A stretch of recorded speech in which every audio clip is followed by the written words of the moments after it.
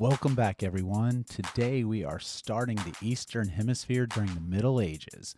So this unit is not the favorite for most students because they get this idea in their head that it's really hard, but it's not.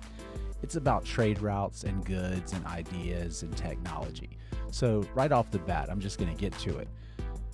You saw this map earlier when we were going over geography. So geography is very important, and I know that's not your favorite, most likely.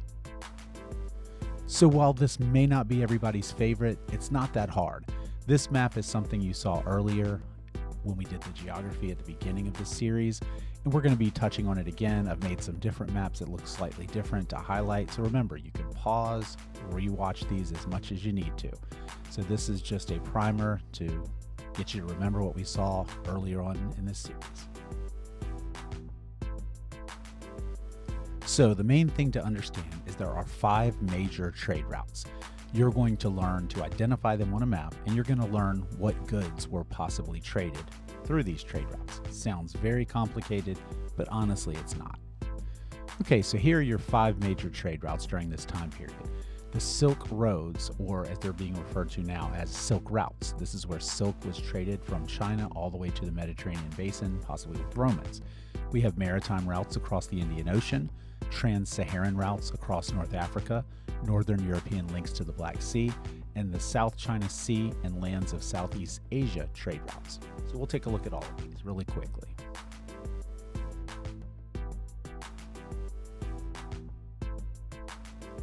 So first up, we have the Silk Routes. Silk comes from China and was a well-guarded secret. It wasn't until a Byzantine priest actually smuggled a silkworm out of China to show the rest of the world how to make silk. So silk was highly regarded. Romans loved it, and you can see the big blue trade route stretching. That's what you need to be able to identify. Any type of map that you're going to see is probably going to look something like this, so you're going to need to look for your shapes. You have the crazy duck, the Nike tennis shoe, the diamond, and the J for Japan. And it's just a trade route stretching across. Now you can see the other small branches going off in different directions. It's not just one trade route, it's many, but the main idea is they stretch from one end of the Eastern Hemisphere all the way to the other.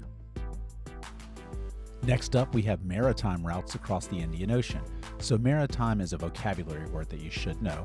It means connected with the sea. So you have marine life, a mariner, etc. So these different words help you to identify right off the bat that a marine route, a maritime route, a sea route, these are all the same. So if you look at the green routes, again, that's the Indian Ocean. You see India, the diamond, right there in the middle. And these are just trade routes spreading out from India back and forth. And as we'll talk about shortly, India is famous for its spices, its spicy food like curry, etc. So spices, especially during the Middle Ages, were very important because food was very bland. So having something to change the flavor of your food was very important and sought after.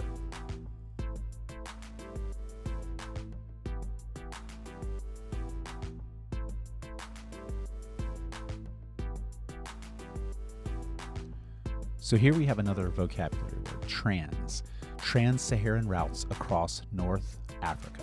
So trans, the prefix means across. So if you're looking at the map, you see those purple trade routes going all across North Africa where the camel's located, right under the Mediterranean Sea or the crazy duck.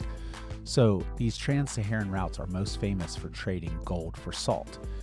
Now, I wish I could go to the grocery store and buy a bag of salt and trade it for gold. I'd be rich. But back then, they didn't have refrigerators. So food, you could rub the salt all over it, and 2 purposes. It dehydrates it like making beef jerky, but also it kills bacteria, so it makes your food last longer. And as valuable as gold is, food's more important, let's be real.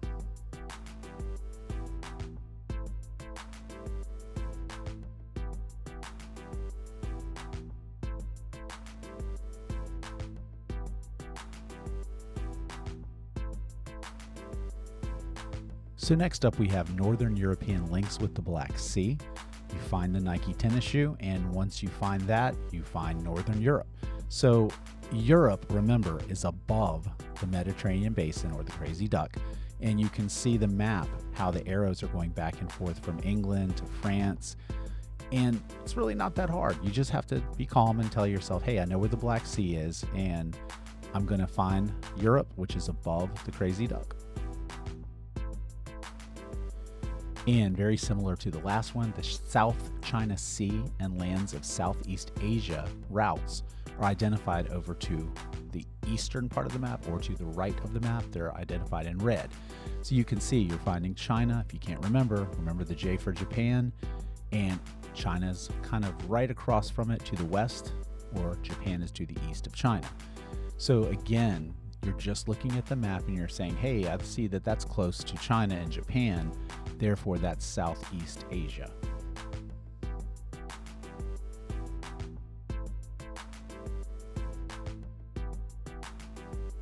So we have three different things going on. So first we have goods. These are products. For example, spices. We already talked about that. Spices come from lands around the Indian Ocean. Very important. It flavors your food. Textiles, as you see in the picture, from India, China, the Middle East, and later Europe. These are fabrics, clothes, rugs, any type of things made from materials. That's called textiles. I know that's confusing. Very important vocabulary word. We tend to think of the word fabrics more than textiles today, but again, that's the word you need to know. Textiles are fabrics. Next, we have porcelain from China and Persia. This is fine china, or it's porcelain cups and plates, but we tend to call it china because that's where it originated from. Other things are also made of porcelain as well, like those fancy dolls that have the white faces. They're usually called china dolls. And yeah, toilets are made of porcelain as well. So next up, we have technology. No iPads or iPhones or anything like that, or PlayStation 5s, but paper, as you can see from the graphic, paper made from China through the Muslim world to Byzantium and Western Europe. Paper was very important. It's used for art and just documenting things. Remember, they used to have to use a stylus to imprint things into clay. Now this is rice paper. So they usually would crush up rice, get it really wet and flatten it out, and it's still used today. You can buy it in art stores.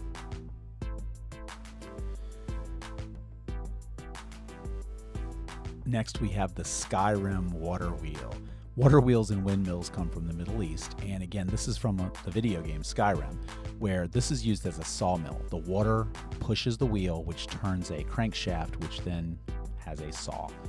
This is a lateen sail coming from the Indian Ocean region, and the compass also is made in China. Now, the lateen sail, just to back up there for a second, that was the first sail that allowed people to sail against the wind, which was very important. I saved one of the more confusing ones for last. It says new crops from India, for example, making sugar. So why is making sugar a technology? It's because it wasn't something that you could just pick from a tree or plant it in the ground. You actually have sugar cane, and it has to be processed in order to make sugar as we use it today. So remember, sugar is a technology. Next, we have ideas. So the spread of religion. Religion is an idea. So we have Buddhism from China to Korea and Japan. We have Hinduism and Buddhism from India to Southeast Asia.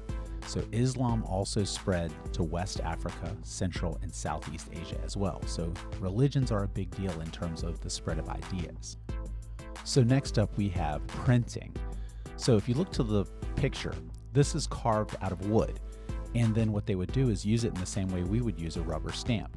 They would literally stamp it into paint and then press it onto paper. So it saved them the time of having to write things by hand over and over and over. Now, next is paper money. This image is not very good, but it's very difficult to find real images of ancient Chinese money. But again, it's the same principle. They used a piece of wood to carve out the symbols on the money. Then they would stamp it, and it would have a signature or seal on it, making it legal. That would be a lot easier than carrying bags of gold around. So we're going to be moving on to part 2, which is about Japan and then the Mongols.